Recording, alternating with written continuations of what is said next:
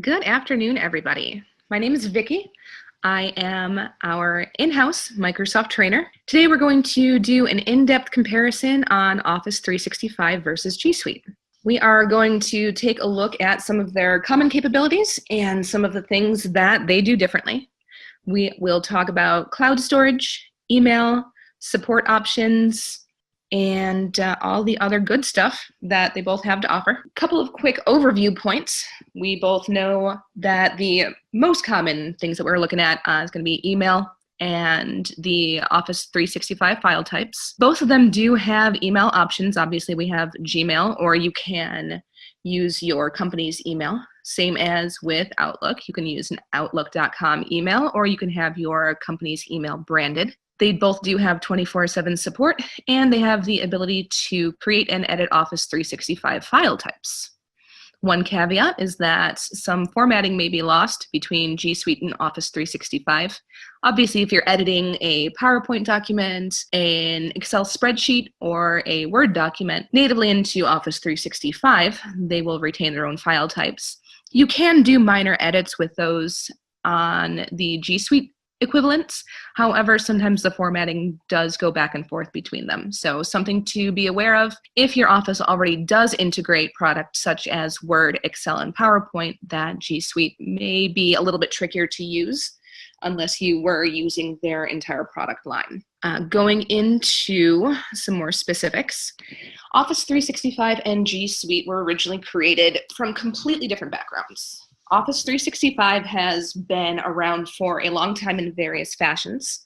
We are all very familiar with Microsoft Word, which has been around nearly since the beginning of personal computing. It has obviously grown from there into the other products that we are super familiar with, like PowerPoint, Excel, and the rest. Whereas G Suite started as Google's infamous search engine. From there, it gave the option to start to edit collaboratively with various documents and grew that way. So the background for the two products, despite coming to very similar current iterations, definitely started from different places. And the advantages or disadvantages to those come into play when we start to get into the details. Both Office 365 and G Suite are available via web. However, Office 365 does also have all of its desktop options.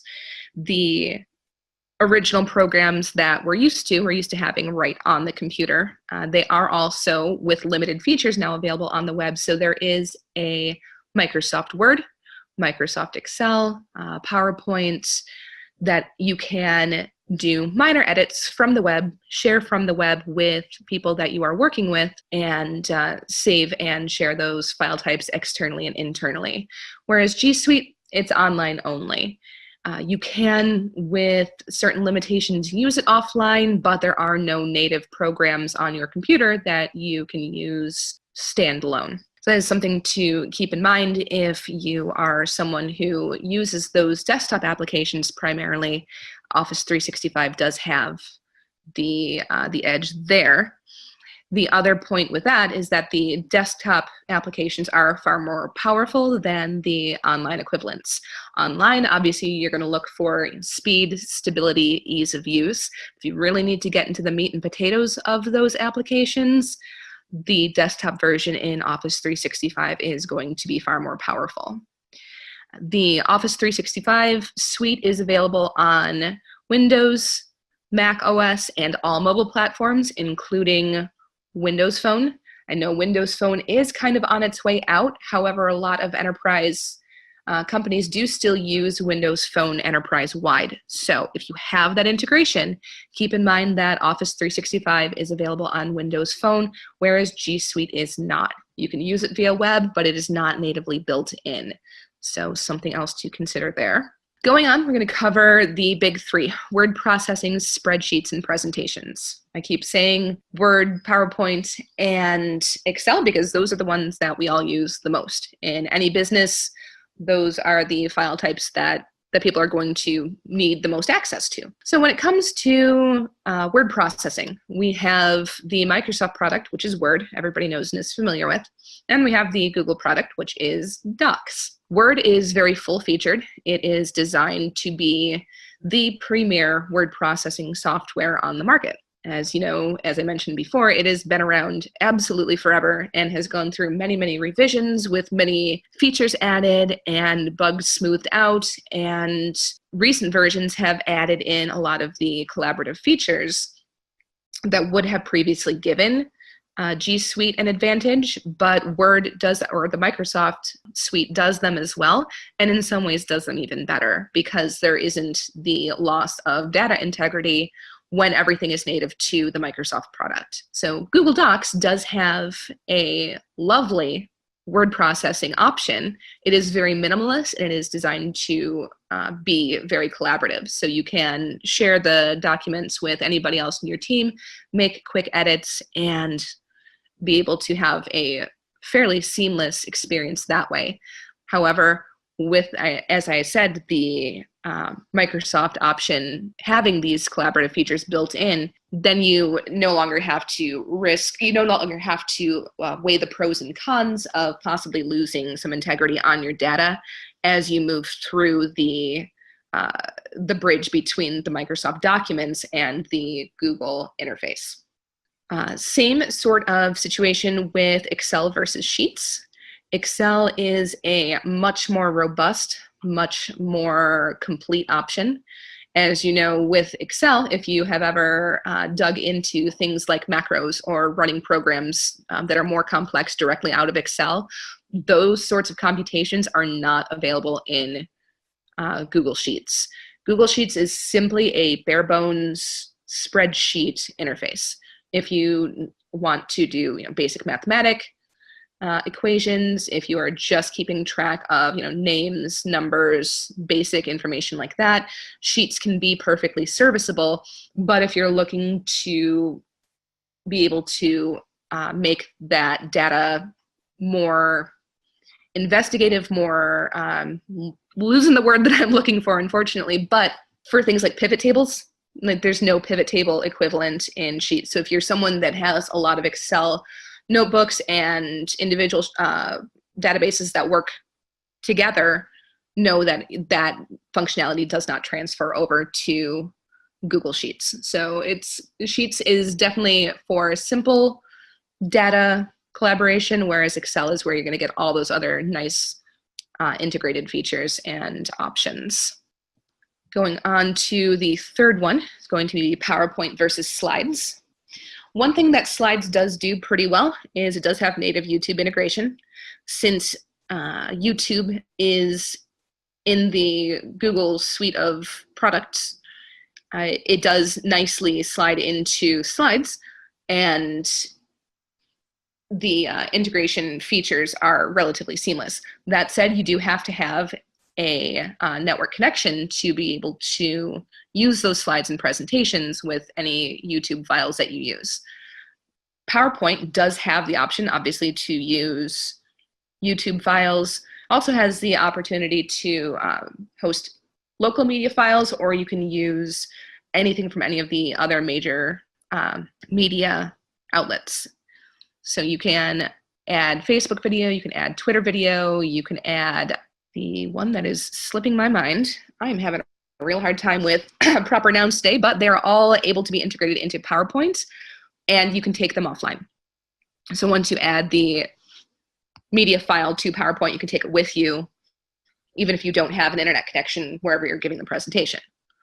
Slides does have very clean, very easy to use formatting, but it does not have the number of templates that are available that PowerPoint does. PowerPoint, of course, you can get very, very deep into formatting before you even start to consider the content of your presentation. A lot of the designers that are out there working on these PowerPoint presentations have created quite the library of available templates to where you can create a gorgeous presentation just simply dropping in your data. If you are not the type that wants to do all of that creative stuff on your own, you can also use the gigantic Microsoft library of templates. So the PowerPoint option is definitely more, like I said, robust and able to be customized and able to be used offline. as opposed to Slides, which is, again, very more limited, easy to use, nice and simple, but if you need something a little bit more in depth, then PowerPoint is going to have the edge there as well. Going on to email. Email is the one that got the most questions about in the registration before the webinar. They do have a lot of similarities and a lot of commonalities. Office 365 has upped their security game significantly. One of the most widely publicized issues with it in the past was that it lacked two-step authentication. Earlier this year, two-step authentication was launched for Microsoft for its entire Office 365 suite. So that's no longer a concern, especially in this day and age when email security is such a significant concern. It does also offer spam filtering, both the Google product and the Microsoft product. Actually, at the end of October, I believe it was actually on Halloween, if not on Halloween, then right around that time, Microsoft did launch an expanded malware detection tool. So it now scans links in real time. With the most recent version of the software, you can hover over a link, and as soon as you start to click it, it will be scanned to see if it is a genuine link that is safe and verified, or if it is flagged as potential malware or spam or anything else that might be dangerous to your computer. So even if you don't have an antivirus solution, which do hope that everybody does have an antivirus solution, but in the event that one is not present or does not catch something, the real-time link scanning is now available in both products. So brand new for Microsoft. They are always looking to up their game security-wise, and they are now completely on par with G Suite in that respect. Both email products do offer extensive calendar integration. They work natively with their own product. They can cross over to the other, although obviously the integration is going to be more seamless when you use either Google Calendar with the Google product, or if you use the Outlook calendar that is built right into Outlook. You can cross them. It's easier to stick with one or the other. And of course, the calendars for Microsoft Outlook also have a lot of options as far as resource management and tying in different types of web or remote meeting options. I'll get into Skype for Business in a moment, but Skype for Business is by default integrated. However, you can also integrate if you use GoToMeeting or if you use Zoom or one of the others. You do have that option to add a plugin so you can manage resources that way, schedule meetings right in the Outlook calendar. They do both have a wide variety of customizable themes. If you're the kind of person who likes to make sure that your inbox looks exactly how you like it, they both have the option to change color, change format, change fonts. However, one thing that the Google product is limited on is that you cannot change the number of panes in the window. So if you like a more simplistic view, you're stuck with the 3-pane option, whereas in Outlook, if you need to kind of reduce the visual clutter on your page, you are able to close some of the sidebars and change it to just a 2-pane or a 1-pane window, whatever works best for you. Both do have the option to put legal holds on inboxes. If you have an employee that had access to sensitive data that is no longer with the company, they do both have the option. Something that's always been available with the Microsoft product was recently rolled into the Google product as well. So that is an extra layer of internal security where you can lock down those inboxes if you find yourself in the need to do that. Taking a closer look into the differences, Outlook has the desktop software that we all know and love, has been around for many, many generations and gets better with every one. It is bundled right into the Office 365 product suite at the enterprise pricing level. So there is a business option where you have only the web version of Office 365. For the most part, I am talking about the full product suite. The third-party options are the only ones that are available for Gmail. So you can use Gmail in Outlook if you happen to have the product, but you are using a Gmail-based email service. However, there is nothing native. Again, everything with the Google product suite is online only. Outlook has their intuitive folder organization system, much like it mirrors Windows, the folders that you're used to seeing on your personal computer. You see the same thing in Outlook. You can organize your email into folders. You can have them route in certain ways. You can set rules and quick steps to organize your email options. That is a whole webinar in and of itself. The amount of customization that can go into that, it is extremely robust, extremely thorough, and excellent for maximizing your productivity.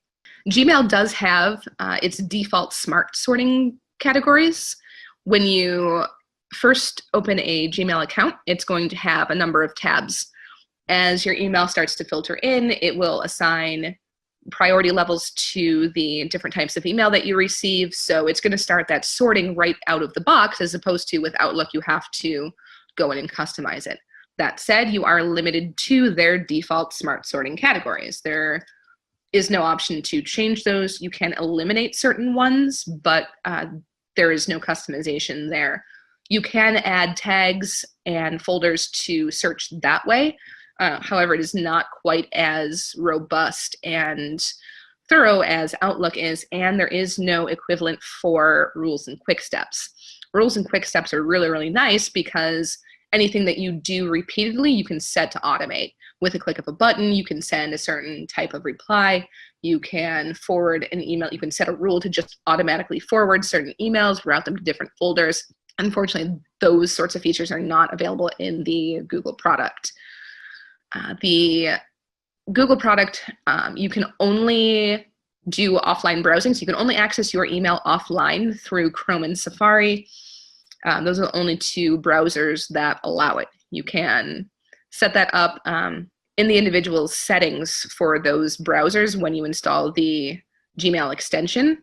It is a little bit clunky, and you have to make sure that you have everything downloaded beforehand, and they only go back a month. So you are limited to only a month in the past if you are doing offline work in your Gmail account. However, with Outlook, it is available offline anywhere with the entirety of your email accessible to you, as long as you have things saved locally. Everything that's saved locally is going to be there for you, regardless if you're online or offline. So there's no time limit for how far back you can go with Outlook. All right, communication. Everybody likes to be able to instant message people on their team these days. It is a great alternative to email, especially when you just need to drop somebody a quick note. They both have these options integrated. I'll go into the differences in the individual software shortly. They also both have the ability to do voice and video calls. You can screen share with both, and you can archive your chat logs. So if you need to access anything that was referenced in a previous meeting, you have the option to do that from both products. So the products that we're looking at are Skype for Business and Google Hangouts. Skype for Business is pretty new, and from using it myself, it is fantastic. It's gorgeous. The user interface is very clean, very simple, and very easy to navigate. It is capable of being fully integrated into an enterprise-class telephone replacement. So if you wanted to set up Skype for Business to be your enterprise phone system, that is an option with the Office 365 product suite. Because it is so integrated into the Office 365 product suite, it gives you a lot of additional functionality as far as scheduling meetings, communicating about the meetings, about phone calls, sharing files right from any of the other items in the product suite, so on and so forth. The uses for it, I have not even discovered everything as of yet. Haven't had the opportunity to play around with it nearly as much as I would like to, but it is exceptional. I have yet to want to do something that I have not been able to do. If I'm in the middle of a Skype for Business meeting call and I need to send someone an Excel file, I don't even need to find it on my hard drive. It is intuitively available for me if it is topically related to the meeting. So it's very, very robust and integrated option. The nice thing about Skype for Business as well is that it has max participants of 250. As opposed to the Google Hangout options, you are limited to 25. So if you have a bigger business or if you wanted to do a webinar like this, you are definitely going to need something that has a higher number of people allowed in the room. Google Hangouts is nice because you can sync conversations across devices, especially since so many people use Android phones, that it is nice to be able to just have it already on the phone without having to install any additional software. It's built into those G Suite apps, but like I said, you are kind of limited in what you can and can't do as far as how many people are getting in there, and you don't have as much of those communication integrations. It's very much a standalone product in that it does not intuitively guess what other files you may want to reference in your individual meeting. Whereas Skype for Business seems to know what you're talking about before you even start talking about it, which is really, really neat. Going forward into file storage and syncing, both of them do have cloud and local machine options. You can sync between them. You can use just the cloud. You can use just local options. If you want to edit collaboratively, obviously you would want to lean more towards the cloud. If you are someone who does not need to share your documents as much, you can save everything to your local computer. Either one works just as fine. You do have more storage options. We'll get into that with the pricing. For the Microsoft product, you get a little bit more file storage space. Both of them do allow the ability to share within and outside the organization, so you can collaborate with anyone who has the same product suite, as long as they have access to the Google product suite, you're using Google, or if they have access to the Microsoft product suite, you can do that collaborative editing with anyone else as long as you give permissions, and you can set permissions for individual files. Both of them also have online readers and editors for quick viewing and editing. As I did mention, the Microsoft Office Quick Editor is a little bit less feature-packed than the desktop one. However, you can do a surprising amount on it. I actually did this entire PowerPoint presentation on the web version. So it does have quite a bit of power, and it looks quite nice. However, with all of those files that you are sharing and uploading and working on wherever you do it, cloud or local, content management is where we really start to differ in power. Talk about Google Sites first, because it is fairly simple. If you're used to using Wikipedia, Google Sites is going to look very familiar to you. It is very quick to deploy. It is very simple and user-friendly, and it references other pages within Google Sites via links, much like a wiki page does. That said, customization is very limited. There are not a lot of themes and options to choose from, and you cannot alter the HTML in the site itself. So you're limited to the pages the way that it is, or the way that they are set up out of the box by Google. The other big part is that the search capabilities are limited to the individual sites. So if you have data uploaded to a site, you can access it within the sites. However, if you want to reference a spreadsheet that has not been linked to the site, you're not going to see it there. This is where SharePoint picks up the ball and runs away with it, because SharePoint has the ability to access anything that is within your enterprise server. If you have an Excel spreadsheet that is uploaded to your Office 365 server, or your Office 365 cloud management, it's already available to SharePoint. All you have to do is navigate to it and find it, and you can place it in the relevant category on SharePoint where you need it to be. It saves you a lot of time. You don't have to do a lot of additional uploading. It's just already there.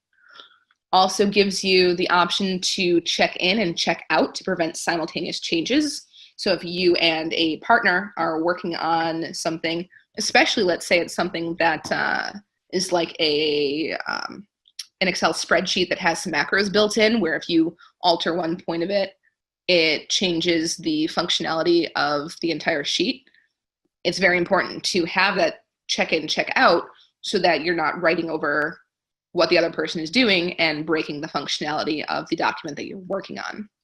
It also does include metadata tagging. So very similar to how sites functions, how a wiki type page functions, SharePoint does also use links to reference pages within itself. It just has that additional option to also reference files that are elsewhere in the enterprise. It does also keep track of version histories and related documents. So if you make a change to a document within SharePoint or page within SharePoint, and you wanted to know what changed, say that you're looking at something and you need to know what the difference is from the way that a certain workflow used to be, you can look back in the history and go, oh, this is how the workflow was before, this is the change that's made now. Whereas within sites, it does not keep track of that. If you make a change, the change is there. SharePoint does also have automated workflow processes. This is something else that could be its own webinar all in and of itself.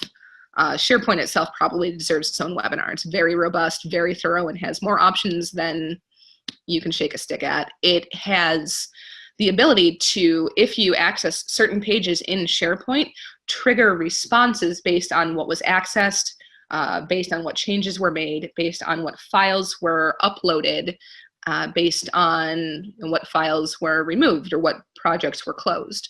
So SharePoint is an extraordinary content management product in the way that it keeps track of everything else within the enterprise and interacts with it. So Sites is good for easy local file management, but it does not come close to having the integration that SharePoint does, which I'm sure you're starting to see a theme here, in that if you are looking for something to be thoroughly integrated, to natively talk to itself and the related products, the Microsoft product is extraordinary in its ability to do so. Other matchups, there are note-taking options for both the Google product and the Microsoft product. For Google, the option is called Keep. It includes individual, simple, standalone notes. Kind of looks like Post-it notes, and they kind of operate like Post-it notes. They stand on them by themselves. There's no way to link them together, but you can share them, and they can be edited collaboratively. So nice for simple note-taking or lists. However, OneNote, as if we're keeping with the metaphor, OneNote is a 3-ring binder that has absolutely every note that you've ever taken, and it can be indexed and referenced elsewhere. The coolest thing with OneNote and its ability to be integrated into some of these other products is that, for instance, if you are in a meeting, you can take meeting notes, share the meeting notes instantly within the meeting. After the meeting is over, you can go back into your calendar if it's 3 months down the line and you need to know what exactly happened during that meeting, or if you know that something was referenced in this meeting but you don't remember the context, but you know somebody took notes on it, you can go back into your Outlook calendar, open the OneNote file that's associated with that meeting already, because as soon as you start editing it within the meeting, it automatically shows up in the calendar. Open that, see what notes were taken on that date, and have that resource available to you. So OneNote keeps track of everything, as opposed to Keep, which is cute little Post-it notes that are good for short thoughts, but not nearly as robustly integrated. The other popular products with Microsoft, they're kind of new, upcoming, and people are very, very interested in them, are completely unique to Office 365.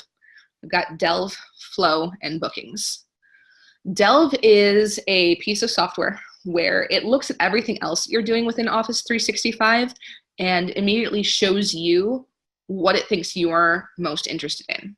It's going to show you files that you've recently accessed, files that people on your team have recently accessed, it sees, say that you email with a direct team member more than anyone else, it's going to start showing you things that you've worked on with that person as a priority over, maybe some other email products or email conversations that that you didn't really need to know about, that you didn't interact with.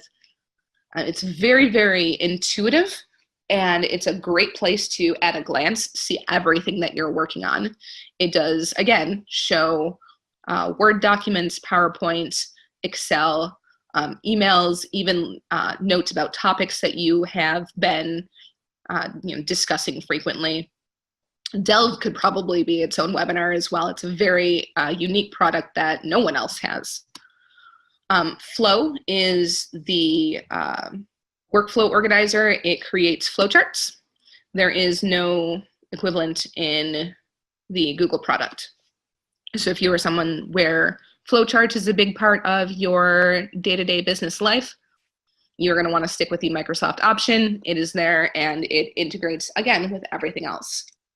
Same thing with Bookings. Bookings keeps track of your meetings, but it also allows external integration into a website or email so that you can reach out to clients as well and have them have an option to schedule meetings or appointments or visits or whatever else you need. So anything that falls within those three categories is completely unique to Office 365. If it sounds like something you need, that is where you are going to find those options. Going on to pricing. Office 365, talking about the Enterprise 3 level, it's $20 per user per month. These two levels are the most similar. There are plenty of other pricing options. These are the ones that are the most widely used and the ones that will meet the most variety of businesses' needs. So Office 365, $20 per user per month for the web and the desktop application. So it's all of the Office 365 suite, as well as the computer version of the full versions of Microsoft Word, Excel, PowerPoint, and the rest of the productivity suite. It does come with unlimited cloud storage and 50 gigabytes of email storage. So they are separated. There is a limit on email storage. However, with everything being saved to the cloud, a lot of that 50 gigabytes will go a very, very long way. You don't need to house large files native or locally within your email because everything is able to be uploaded to the cloud anyway. You do have unlimited number of users, and you have 24/7 web and phone support.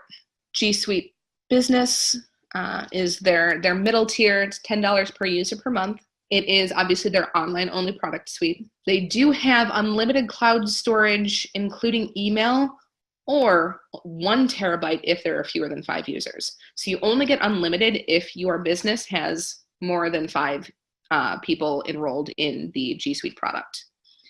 You do have the option for unlimited users and 24/7 web and phone support. Final verdict. G Suite is a lovely product that is minimal and serviceable for basic needs. However, if you need robust, feature-packed, professional, customizable software, if you need it to do everything and do it well, and if you want everything to play perfectly with each other, Office 365 is going to be the hands-down winner. You can't beat it. It is by far the most popular product on the market, and it's there for a reason. That is the final say that we have on this. If you have any questions, you can reach out to us after the webinar. We will make sure that our contact information is available to you. And if you have questions down the line, please don't hesitate to reach out. That is everything. Thank you very, very much for watching. You all have a fantastic afternoon.